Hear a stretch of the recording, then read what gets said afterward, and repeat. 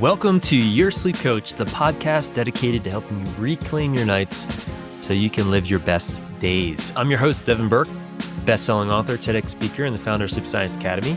I help exhausted insomniacs fall asleep, stay asleep, and wake up energized using proven science-backed strategies and holistic coaching methods. So whether you're tired of tossing and turning or looking to optimize your rest for better health, you are in the right place. So each episode, we're going to dive into expert insights, practical tips, and real-life success stories to help you sleep deeply to live fully. No pills, no gimmicks, just the tools you need to create the sleep you deserve. So get ready to say goodbye to sleepless nights and hello to more peaceful, powerful, and present you. Let's dive in. Hey, it's Devin Burke, your coaching guide to your best night's rest. And in this video, I'm going to be talking about why it's important to spend less time in bed, not more, if you're having issues with your sleep. So first and foremost, this seems like it really is counterintuitive, doesn't make sense. And a lot of our clients at Sleep Science Academy push back on this because the thought is, and it makes sense, this thought, well, if I'm not in bed, then I don't even have the opportunity for sleep to happen. Now, the reason we want to spend less time in bed and not more is because we only want to anchor the bed to sleep. And if we're spending a lot of time in our bed, not asleep, we're anchoring the bed with wakefulness, which is the opposite of what we want to do. So in sleep science, this is called sleep efficiency, time in bed actually asleep. And when we're practicing something called stimulus control, this allows us to anchor the bed with sleep and disconnect the bed from wakefulness. Now, a lot of people have a hard time in the middle of the night.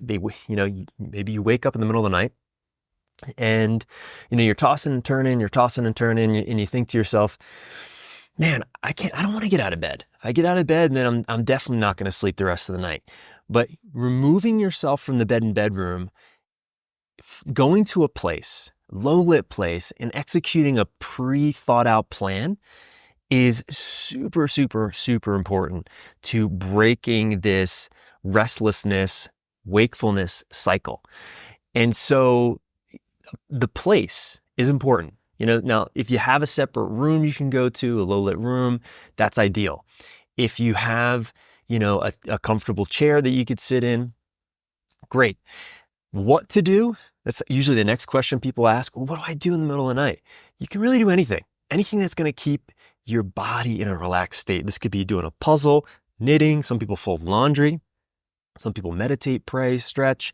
Really anything that doesn't involve technology, ideally, could be part of your plan. And that's for you to come up with. I can give you some ideas, and I want to encourage you to experiment with those different ideas to see what works best for you. And you go to that place, you execute that plan, and then as you start to feel sleepy, and there's a really important distinction between being tired and being sleepy. And it's important to make that distinction. Being sleepy for most people feels like your eyes get droopy, you have a hard time focusing, maybe your body starts to feel a little bit heavy. That for most people is what describes being sleepy. Being tired, that's a different thing. So once you start to feel sleepy, then you just go back to your bed, get in your bed, and let sleep happen. Now, if sleep doesn't happen after about 20 minutes, and this is really important, you do not want to look at the clock. And it's not like exactly at 20 minutes. You kind of feel into, okay, does it feel like I'm really activated? Do I feel like, charged up? Do I feel agitated, angry, frustrated? If any of that's going on, if after about 20 minutes, then again, you want to remove yourself from the bedroom and the bed, go to your place and execute your plan until you start to feel sleepy again. And again, this doesn't seem to make sense. I get it.